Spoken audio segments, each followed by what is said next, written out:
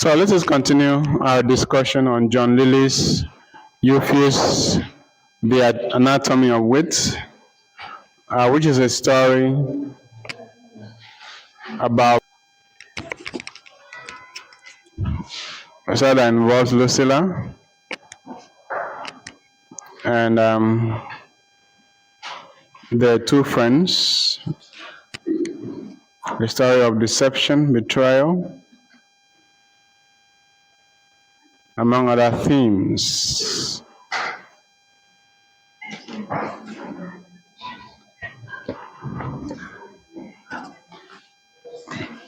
So,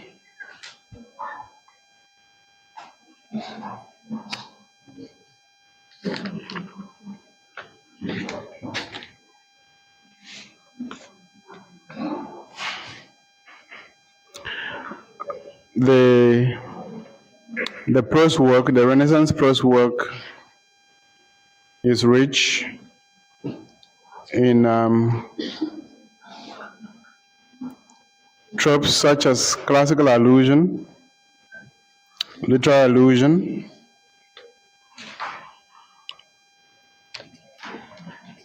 and as a euphuistic writing, it is rich in parallelism, the balancing of structures, rich in simile, metaphor, personification, and other literary tropes. Remember that the style is ornate. It is designed to be elaborate and delicate and beautiful.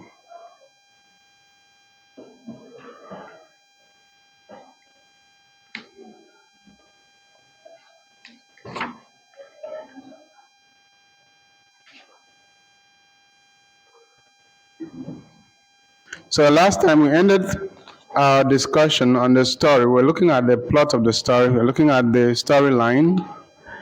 And we were at the point when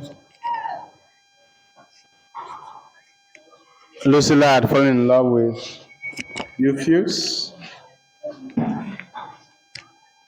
after the dinner meeting. And we were philosophizing on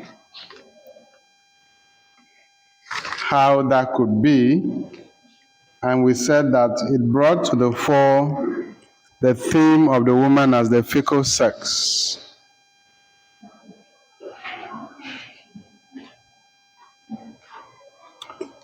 The character of Lucilla is trying to make sense of what has happened to her. She's trying to rationalize on why she has fallen in love with Euphues, who is a friend to her lover, Philautus. So she finds finally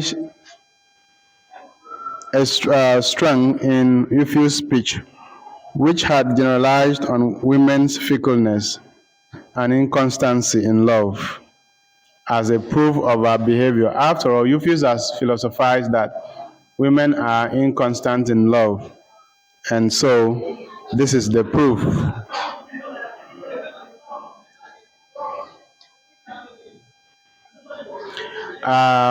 Lucilla also ponders on what her father's reaction would be when he finds out that she's in love with another man, not the man that the father intends her to marry.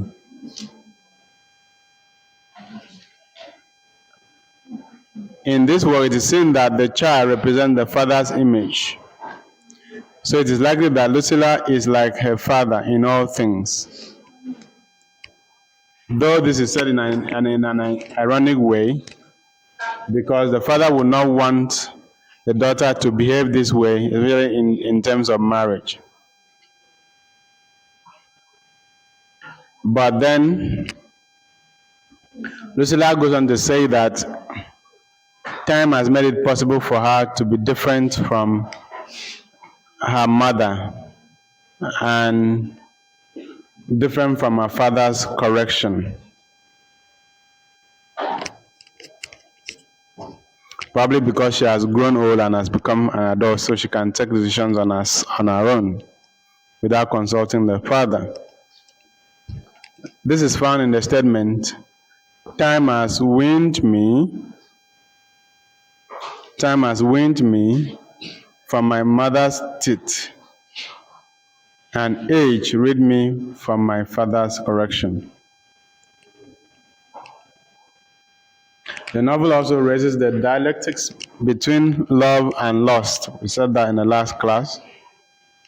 So we don't know, at the particular point, we don't know what one is feeling for the other in the work, whether it is love or lust.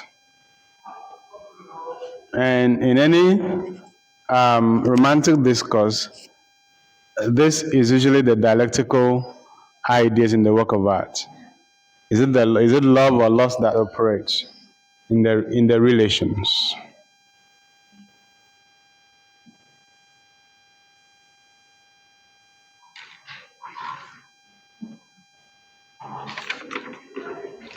So the self-searching soon moves away from her and focuses on Euphues. Euphues is depicted being alone with his thoughts because he cannot confide in Philotus in this kind of matter. He cannot tell Philotus what the problem is. Cannot tell him that he is now in love with the woman that Philotus loves.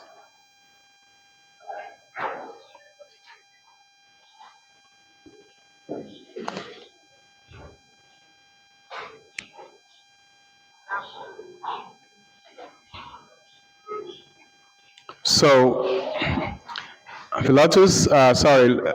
Euphues is philosophizing on his experiences at this point. He's falling in love with his best friend's woman. He even looks for the cure for love maladies in this rhetorical expression. O ye gods, have you ordained for every malady a medicine, for every sore a salve, for every pain a plaster, leaving only love remediless? That means God has medicine to cure all maladies except that of love.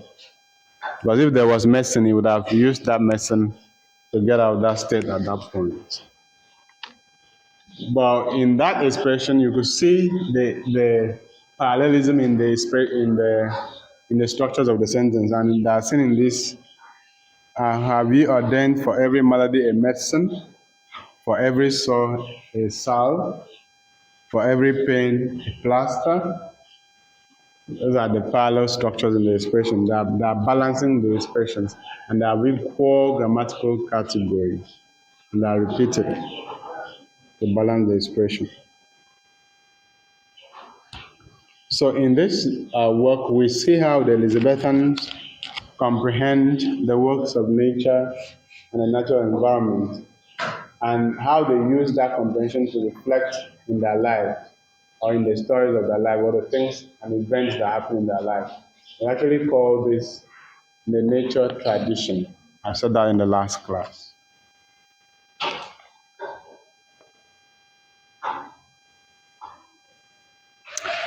Another rhetorical expression in the work is, and can men by no herb, no art, by no way procure a remedy for impatient disease of love? That's a rhetorical question. A rhetorical question is asked for its effect and not to elicit a response. And can men by no herb, by no art, by no way procure a remedy for the impatient disease of love? So another dialectic that we have in this work is a dialectic between love and law. Love and law, which is what conflicts the individual. Because the individual who is in love has to in some ways obey societal laws and other forms of laws, including the law of friendship, law of sanity. Okay? But sometimes love overrules law. And that's why love has its own rules and is not subject to societal rules.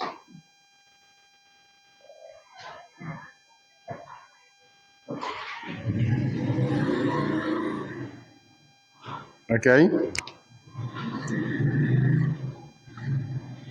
Then,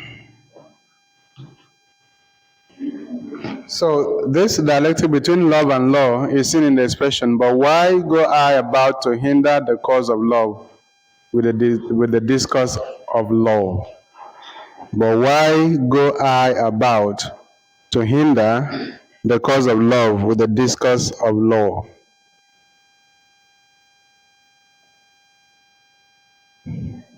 It's also a rhetorical question.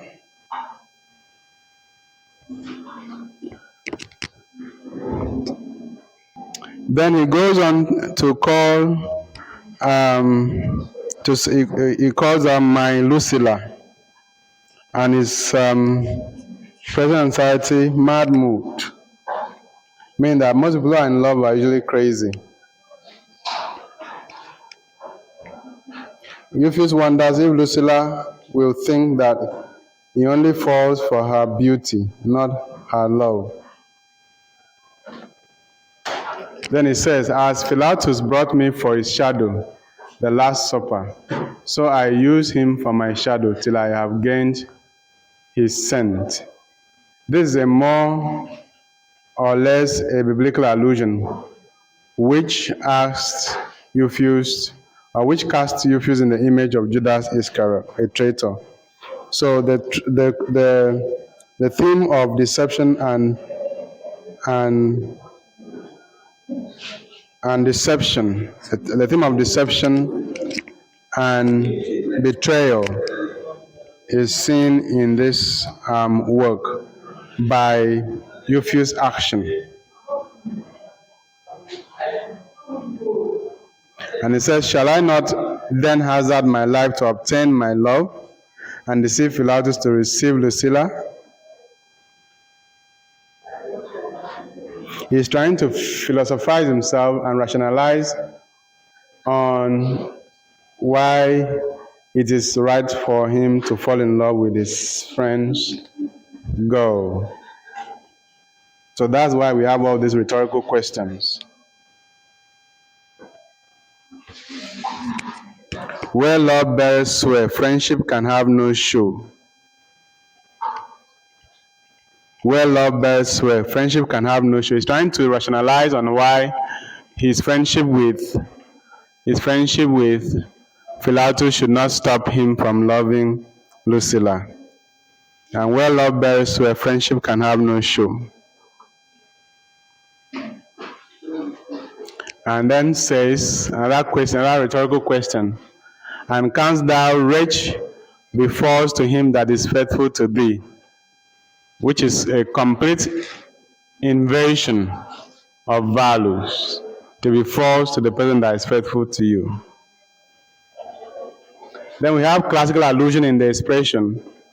Did not Paris, though he were a welcome guest to Menelaus, serve his host a slippery prank? That's a classical allusion to how Paris eloped with Helen of Troy when he went to Sparta.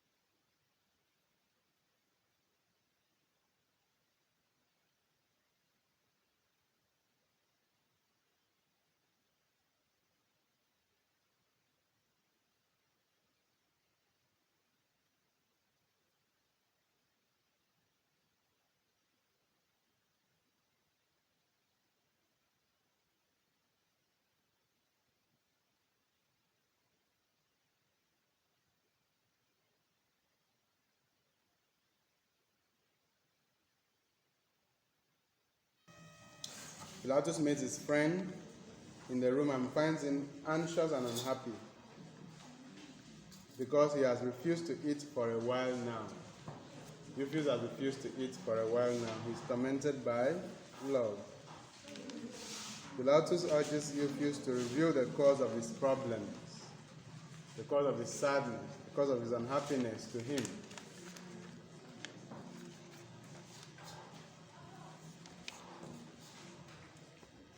Euphus says to Pilatus, "Ye man, the more witty he is, the less happy he is." That means intelligent people are not usually happy. He's trying to explain why he's sad, because he has been reading his books too much. Euphus lies to Pilatus that he is in love with Livia and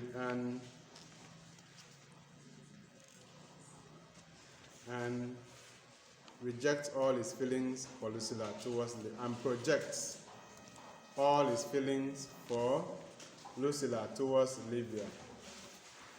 He doesn't want to tell him that he's in love with Lucilla, because that would be a problem, that would be trouble.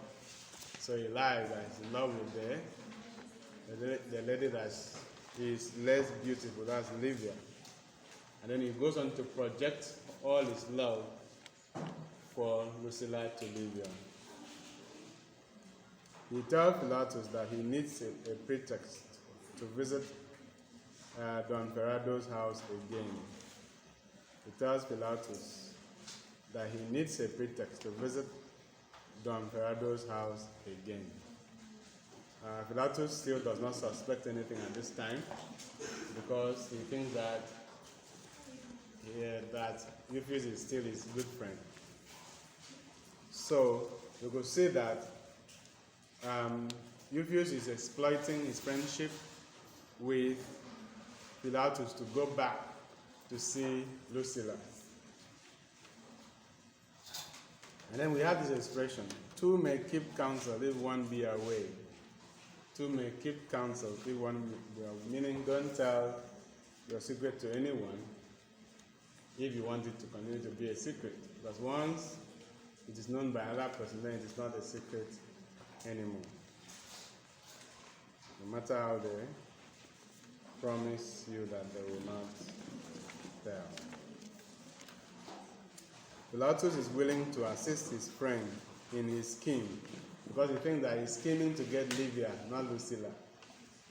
That's why he's willing to support him, and opts to take him to Don Ferrado's house. He says he has been Livia's servant for 3 years now,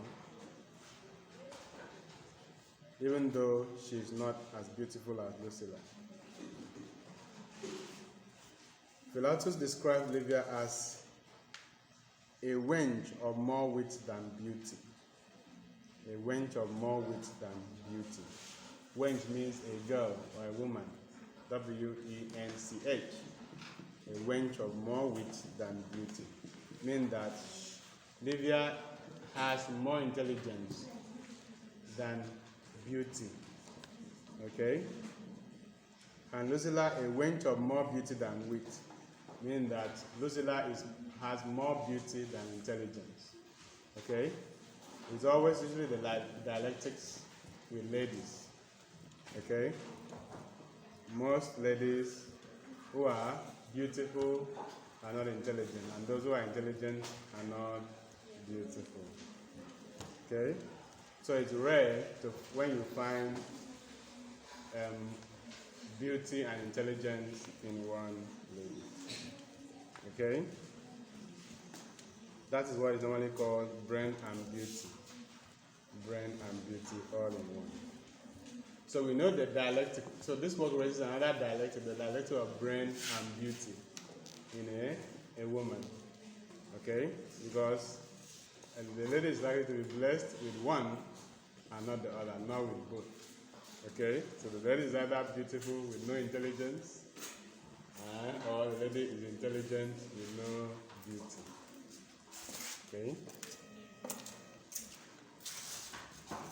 Both Livia and Lucilla have more honesty than honor, but then they have more honor than other ladies in Naples.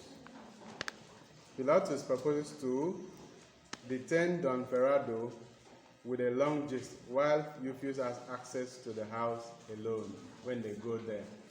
I'll keep the father talking while you have access to Livia, without knowing that that is not the case. This is what we call dramatic irony in literature, because we, the audience, we know what is going on, but Pilatus is in the dark. Okay? Good.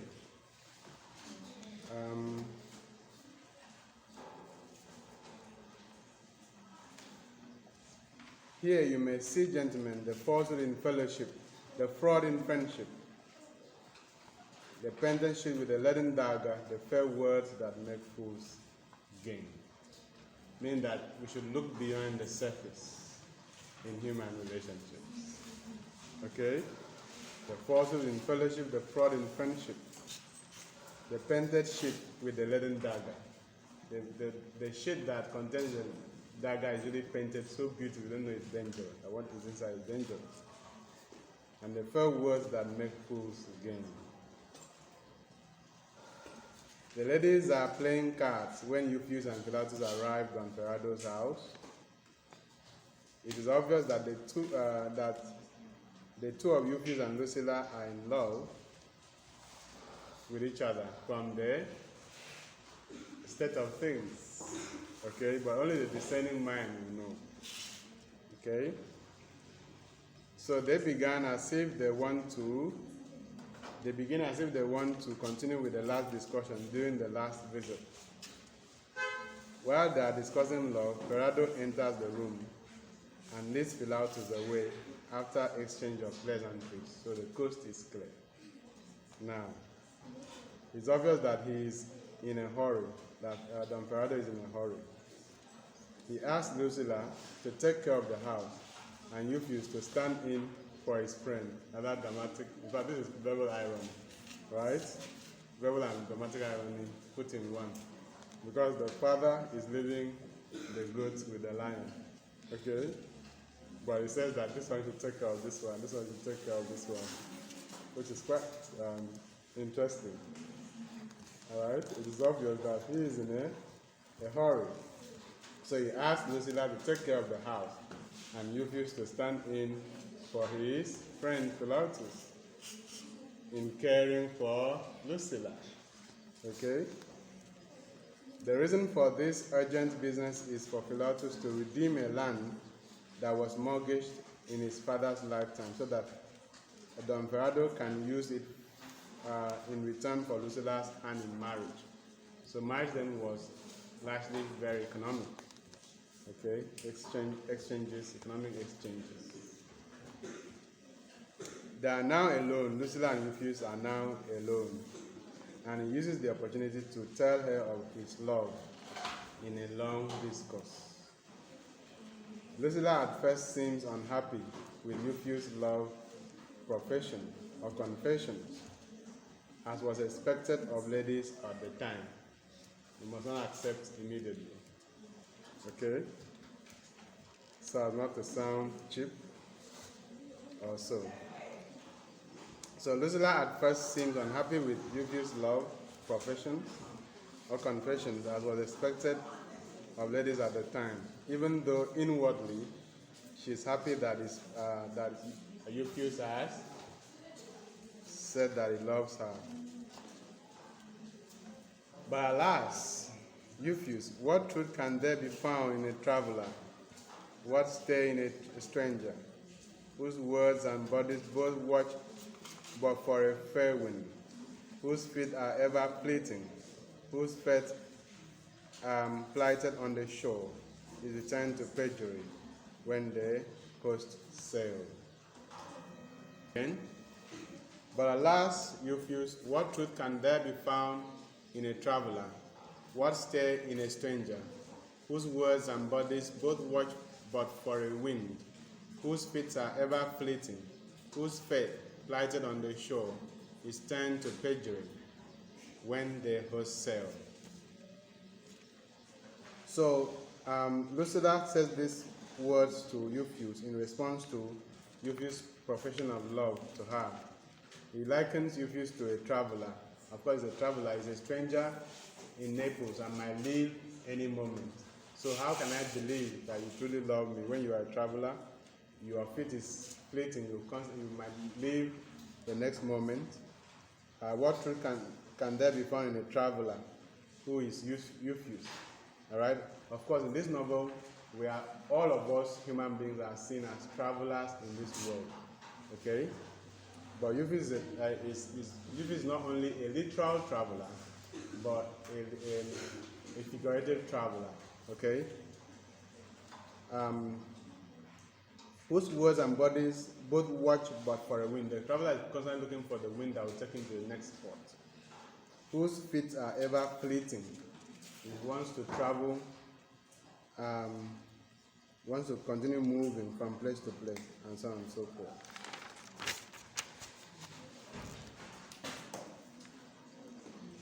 The common people here in Naples are not only both very suspicious of other men's matters and manners, but also very jealous over other men's children and maidens. That's what Lucilla says to Euphues. Ferrado is on his way to Venice, that's what we are told.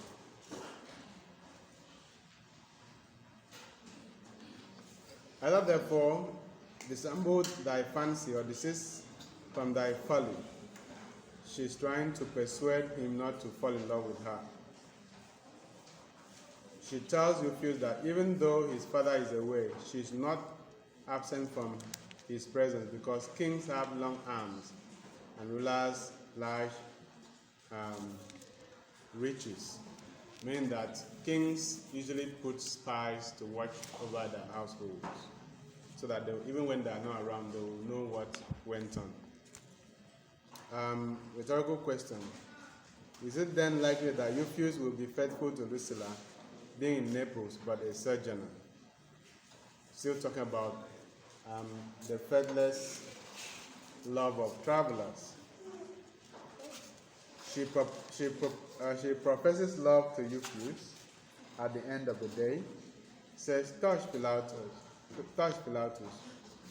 Says, touch. Pilatus was liked for fashion's sake, but never loved for fancy's sake.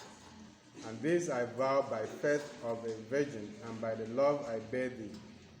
For greater bands to confirm my vow I have not, that my father shall sooner martyr me in the fire than marry me to Pilatus. So she has changed her mind now. She does not want to marry Pilatus now. She wants to marry Euphues. She even forsakes Pilatus well and says, it is not his great manners, but thy good manners that shall make my marriage. This is a very witty expression. You might want to put it down. It says, it is not his great manners that house his mansions, but thy good manners that shall make my marriage. That means she prefers good manners to great manners. She prefers good manners to great manners. All right? Good manners to mansions. She prefers manners to mansions. Okay? So you see the rhyme. As touching secrecy in this behalf, assure thyself that I will not so much as tell it myself, confirming the idea that ladies keep secrets a lot. Livia enters and they sit down for dinner. Euphues soon leaves, promising to return the next day. Don Ferrado returns soon, having agreed for Pilatus to get married to Lucilla, when they have finally confirmed the land deal. Lucilla's mother is now late. So Don Ferrado informs his daughter of the impending marriage with Pilatus, that she's going to marry Pilatus very soon. Lucilla is to inherit her father's possessions. She's the only daughter, the only child. So she's to inherit the possession. Marriage was based on status and material substance at this time. Marriage was based on status enhancement and material substance, which explains why Ferrado allowed Pilatus to marry Lucilla, because he is wealthy, has land, and so on. As love knoweth no laws, so it regarded no conditions. As a lover maketh no pause where he likes, so he maketh no conscience of this idle ceremony. Is that to a father? Lucida says that Pilatus has taken being married to her for granted and has not wooed her enough. That's the reason that she gives for not wanting to marry Pilatus, that Pilatus has not wooed her enough. She rejects to marry Pilatus. I here on my knees forswear Pilatus for my husband, although I accept him for my friend. So at this point, she friend zones Pilatus. She puts Pilatus in the friend zone, saying she cannot marry her, but she cannot marry him, but she can accept him as a friend. So friend zoning did not happen yesterday, it started a long time ago. She decides that she wants to marry for love and wants to be the one to choose who she wants to marry. At this time in human history, it was the father who chose the husband for the daughter. Okay? We find that in some of William Shakespeare's work, like Midsummer Night's Dream. Okay? So, and the daughter has no right to refuse to accept the father's choice to marriage. But here we have a lady who says that she wants to marry for love. Not only that, she will choose the person she wants, and she will not allow the father to choose for her. We could say that this is one of the timeless and universal themes in literature. All right, this conflict of choice of marriage, whether the parents will choose for the daughter or the daughter should choose for herself, has been an issue in literature for all times and for all places. Ferrado is angry and furious, but he controls his anger and subtly asks to obtain information from her who the man is that she wants to marry. Meaning that rich people always control their anger, they always want to get back instead of getting angry. They're emotionally intelligent as well. Pilatus, so Don Verdi is angry and furious, but he controls his anger and certainly asks Pilatus to be silent because he wants to tactfully and craftily obtain information from her. By this time, Pilatus is very angry about the deception of the lady, Lucilla. But Don Verdi wants him to calm down so that he can extract information from the lady. So he now coaxingly requests her to name the person that she wants to marry. Like saying, there's no problem. You can tell who is this person. It's not a problem. So who is the person? Okay. And Lucilla knows the trap his father has set for her, but she nonetheless names Euphus as the object of her love. She says, I want to marry Euphus, not Pilatus.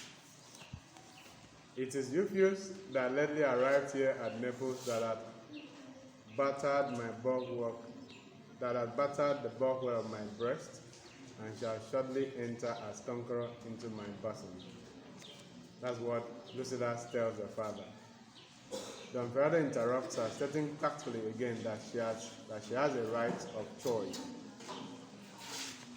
She has a right of choice, though she does not have his goodwill in a choice. That means you can marry who you want, but you don't have my goodwill to marry whoever you want. Pilatus agrees with Don Ferrado on Lucilla's right to choose and decides to avoid her by cutting all contact with her. So Pilatus Philatus' reaction is withdrawal. Okay? It's withdrawal. Some other men have different ways of reacting. Okay, but that of Philatus is what? Withdrawal. Simply withdraw himself from the conflict, and it's just withdrawal. Okay, it is however obvious that he's deeply hurt by what Euphus has done. So he now blames Euphus instead of blaming the woman. Okay, or who is to blame? Euphus or Lucilla? That's a debate for another day. But we don't want debate now. We want to complete this class. Move on to something else. So,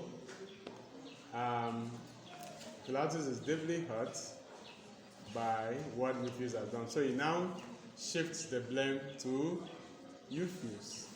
Like, you are my friend and you have done this to me. I can understand it. Okay. He leaves abruptly and in anger. So that means Euphus has anger issues. Okay? Philatus has anger issues. In his apartment, Philatus is angry that he allowed himself to be deceived by Euphus. He also blamed Drusilla, whose beauty could have seduced Euphus.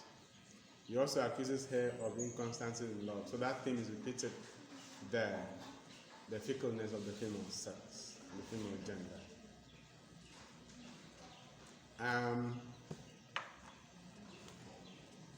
Philatus is confused on who to blame and tries to use cause and effect logic to decide who to blame. Again, if we ask who is to blame, we will receive different responses.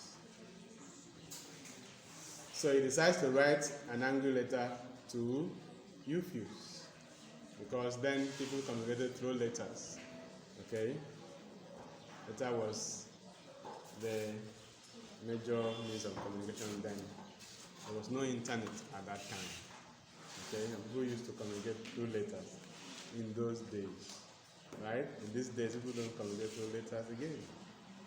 You understand? They use phone. If it was today, Philatus would have used phone and called Euphus to wreck him. Understand? Or he would have gone on the social media, okay, like Facebook, to write. Okay? That there are no friends anymore in the world. See what his friend has done to him. Okay? Of course, these things that we are talking about still happen because it's a timeless story. Okay? It's a timeless story. Although hitherto Euphus, I have shrined thee in my heart for a trusty friend, I will shun thee hereafter as a fraudless fool. That's the letter. That's what the letter is all about. That we are no longer friends because of this thing that you have done. Okay? Couldst thou, Euphus, for the love of a fruitless pleasure, violate the league of faithful friendship? These are the issues that are raised in the letter. Fruitless pleasure, you violate the league of faithful friendship. Then we have the theme of revenge in the following words. Dost thou think, Euphus, that thy craft in betraying me shall any whit cool my courage in revenging thy villainy? That he wants to revenge. He's very angry, he wants to have his revenge. Okay? He uses Menelaus' case to state that Euphus' trophy is worthless, and that since he has reaped where he did not sow, he will also be robbed. That is foreshadowing. That is what? Foreshadowing. Because Euphus will not be able to have Lucilla for long. He prays that others will do to Euphus what Euphus has done to him. He signs the letter, thine ones, Philatus. There used to be thine ones in those days. I mean, the friendship is no more. Okay? Philatus now writes a response to, Euphus now writes a response to Philatus' letter. His argument is that love knows no laws. Love knows no laws. Love has its own laws, does not operate by human rules. Okay? Excuse me.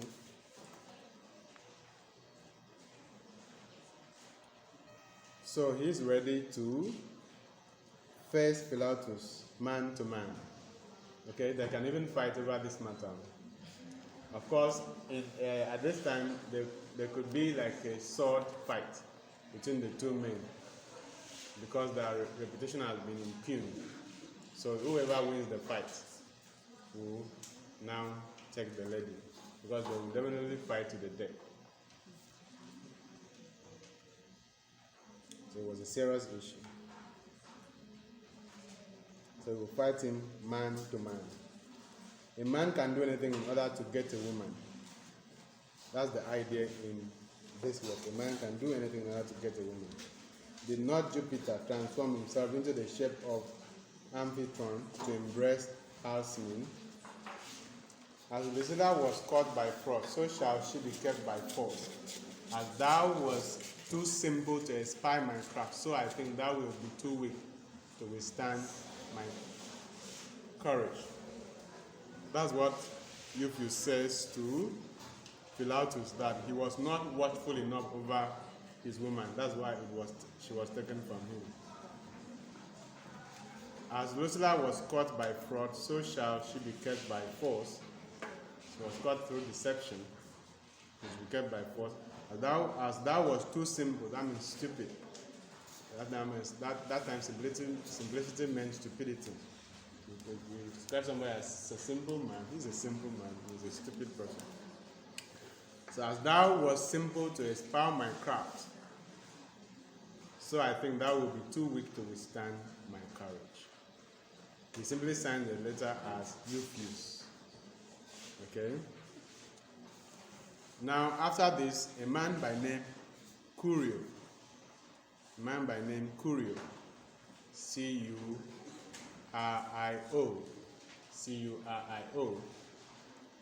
a gentleman of Naples, is also able to win Lucilla's love and heart when his father was absent from the house. Remember that after now,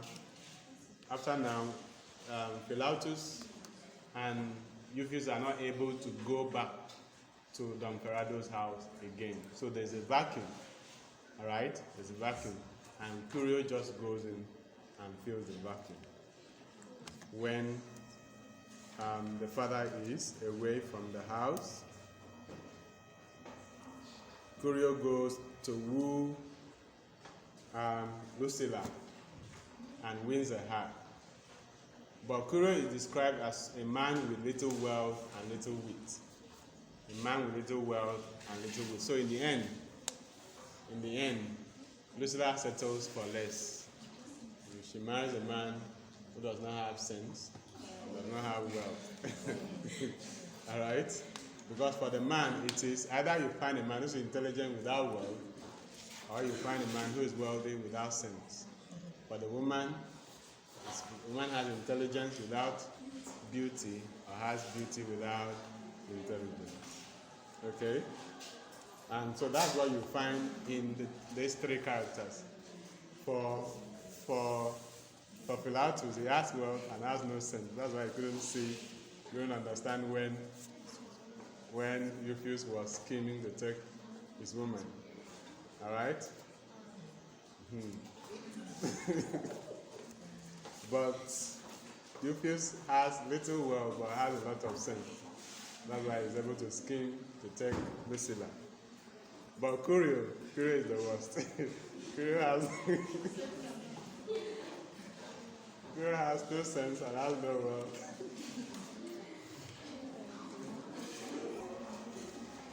So when finally Euphues returns to see Lucilla after a long time, he finds that she no longer loves him. Okay? She's no longer in love with him. Because he allowed for space. She left space. Alright, and Curio came in. So Euphues now accepts that Lucilla is indeed fickle. Okay? Lucilla warns him not to court her again, that she has found the man of her dreams, which is Curio.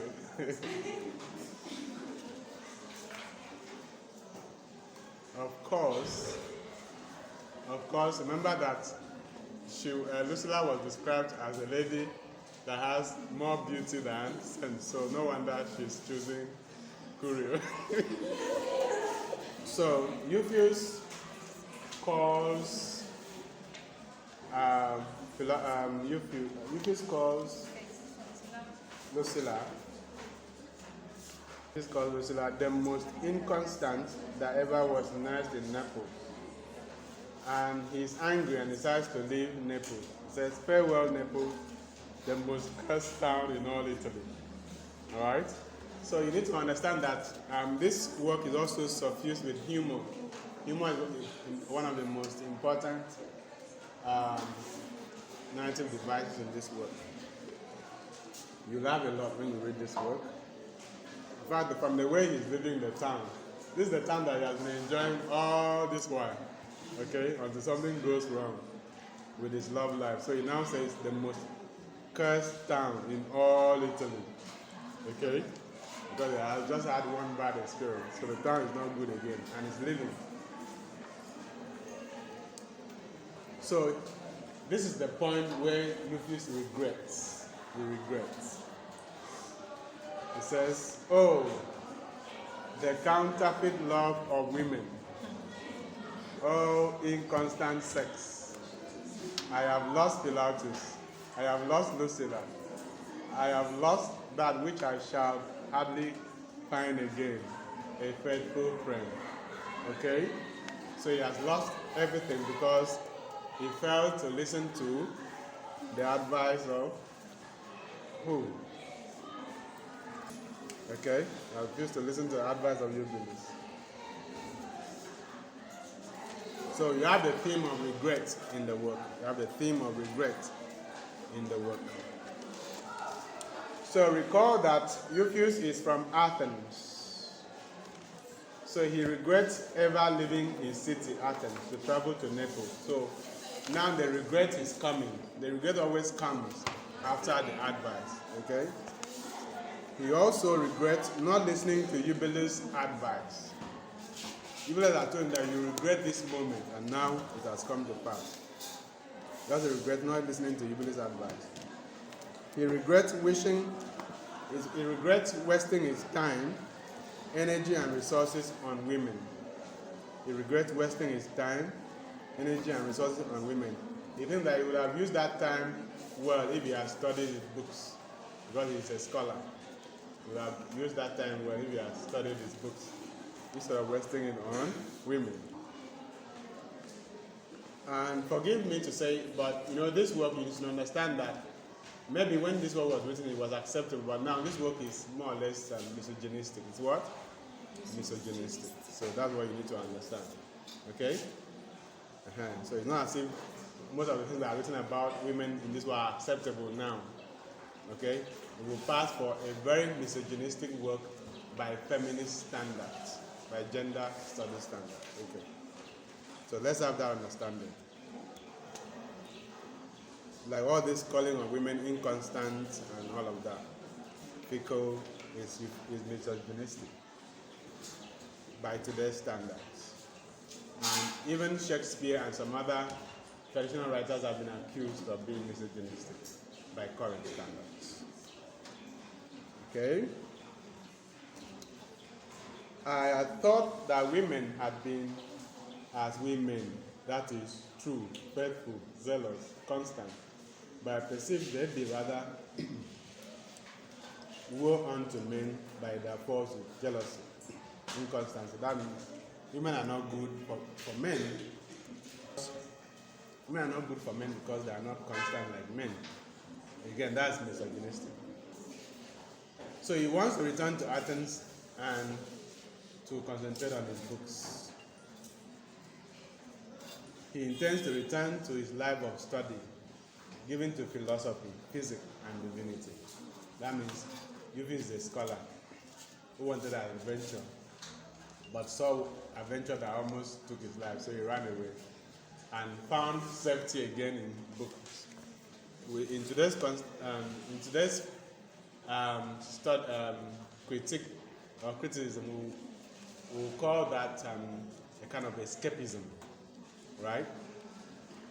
is escaping and running to find safety in work, in reading, instead of facing the hurts of love. Okay? In fact, studying now becomes a kind of coping mechanism for him. Alright?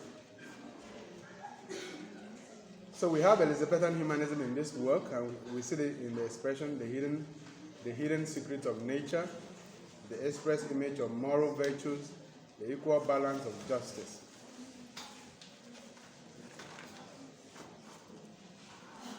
Now, Euphues says farewell to the world as he intends to spend all his time in the study and delight in wit and study. To spend all his time in his study and delight in wit and study. He wants to find pleasure in learning, in reading, in studying, doing research now. He has abandoned the world of love and the world of women. It's no good, all right? Doesn't want it anymore. It's full of hurt and betrayal and so on and so forth. So he wants to find comfort in books and research. Don Ferrado returns home to learn of Lucilla's love for Curio. He tries to talk sense to his daughter, but without success. That's why I say that sometimes you just ask, why did she make that choice? And you cannot explain. So the father is trying to tell him, why not even go back to Philotus? Or Euphues? Why Curio? Right? He said, no, you die with Curio. Alright? He is not Curio, no one else. Then the man makes a statement thus: shall Curio enjoy the fruits of my travels, possess the benefits of my labors, inherit the patrimony of mine ancestors, who had neither wisdom to increase them nor wit to keep them? That means Curio does not have wisdom to increase the wealth or to keep the wealth, but he's coming to enjoy everything, and probably is going to misuse everything. All right? And that is where the man has heartbreak. That's where the man has heartbreak. Okay? That all the work that he has suffered for, Curio who doesn't have any sense, is coming in to enjoy and will even squander everything because he doesn't have sense to build the wealth, to invest, or to increase it, or even to maintain it. So that's the source of Don Ferrado's heartbreak. So Don Ferrado weeps, but it does not appear as if Lucilla is ready to change her mind. She doesn't want to change her mind. She's ready to settle with Curio. Right? So Don Ferrado dies shortly after through heartbreak and depression. You know how wealthy men put their mind in their wealth. Okay? So he dies through heartbreak and depression. He leaves his wealth for his daughter and Curio to inherit. Euphues and Lucilla soon renew their friendship after learning of what Lucilla has done to both of them. They now both hate Lucilla. Okay? Like Lucilla put them at lockerheads and then moved on with her life. Okay? So they depart as friends who recognize their difference. One is given to studies and the other is given to courtly life. Who is given to studies? Euphues. And who is given to courtly life?